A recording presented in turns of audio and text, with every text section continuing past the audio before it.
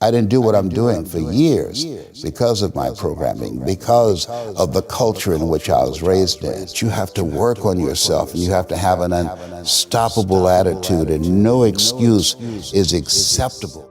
That it's necessary for us to begin to look at the future and know that it's possible that we can have our dream. Yes, it is.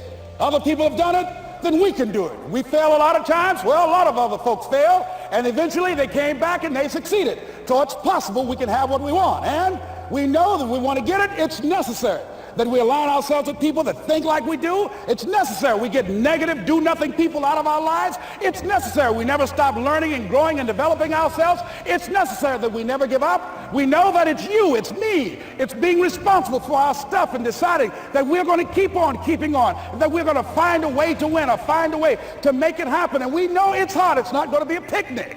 Yes, it's hard, and we will do it hard. And once we do it hard and we go through it, we realize it was worth it. And once you discover it was worth it, it is done.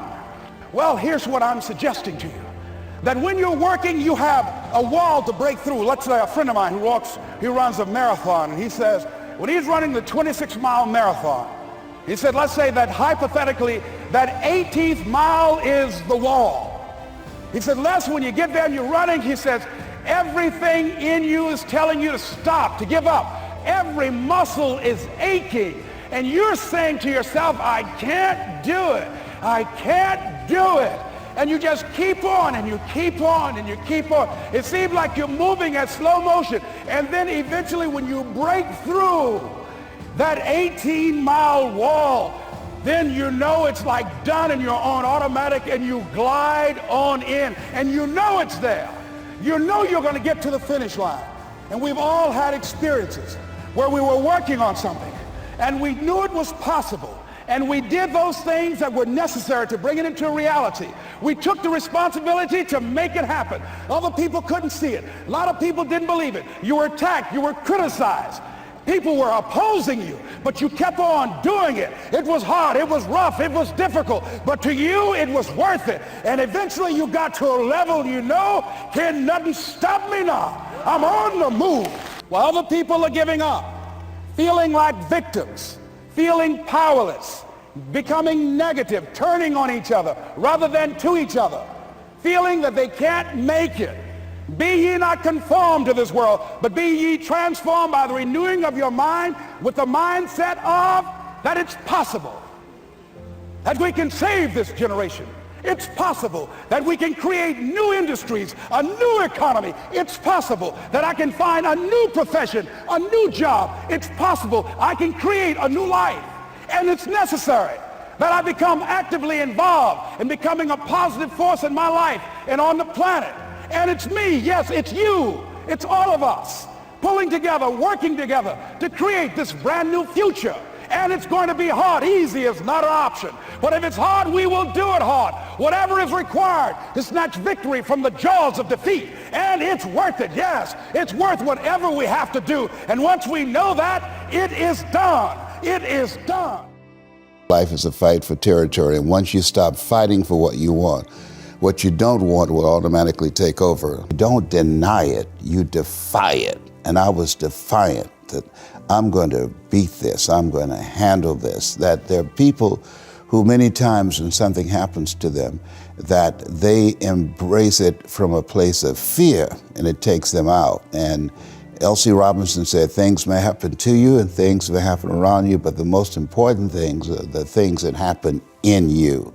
And you have to stand up inside yourself and deal with it and handle it. Because life is going to beat up on you in so many ways, and many things, they come back. You know, negative thoughts and how you feel about yourself, they don't die. They come back once you stop doing the maintenance work on your mind, listening to motivational messages, going to seminars and workshops, spending time quietly listening to the still small voice within.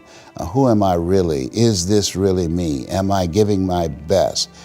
Am I just reflecting what's around me?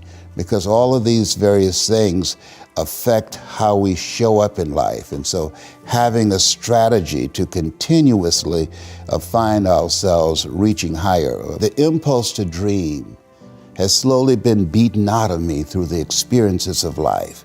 So when you live in a culture that is designed to destroy your sense of self, where you are marginalized, where you have a feeling of being hopeless and powerless, and you're terrorized, the constraints of the dominant society and the things that they've created for you. And it's a challenge to see yourself beyond that and to work to get outside of that, even after those laws have changed, because that has become so much a part of you.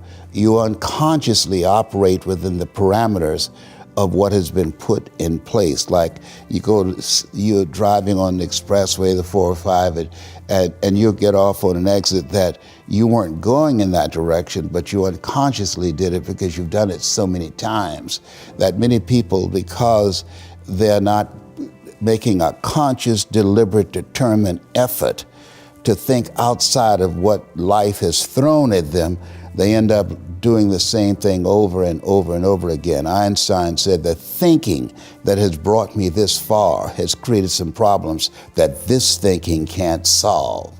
And so through relationships, through reading, through studies, through goals and dreams beyond your comfort zone, it allows you to begin to live out of your imagination as opposed to out of your history. Disney said, the imagination is a preview of what's to come. I believe that all of us have a responsibility that we want to live a life that will outlive us.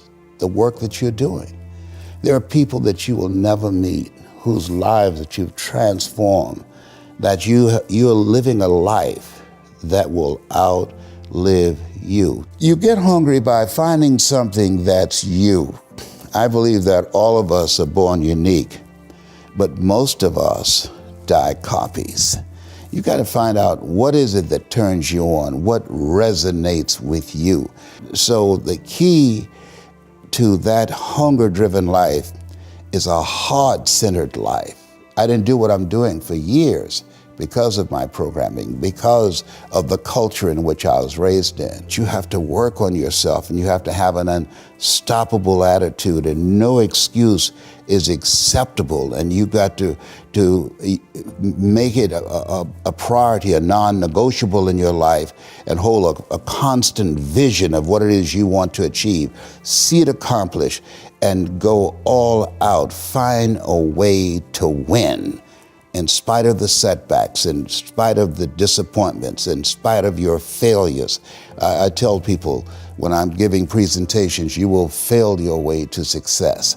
I have a saying, as life knocks you down, try and land on your back, because if you can look up, you can get up. Those experiences, they challenge you to go to that next level and continue to move forward in your life, doing new and exciting things that eye has not seen, ear has not heard.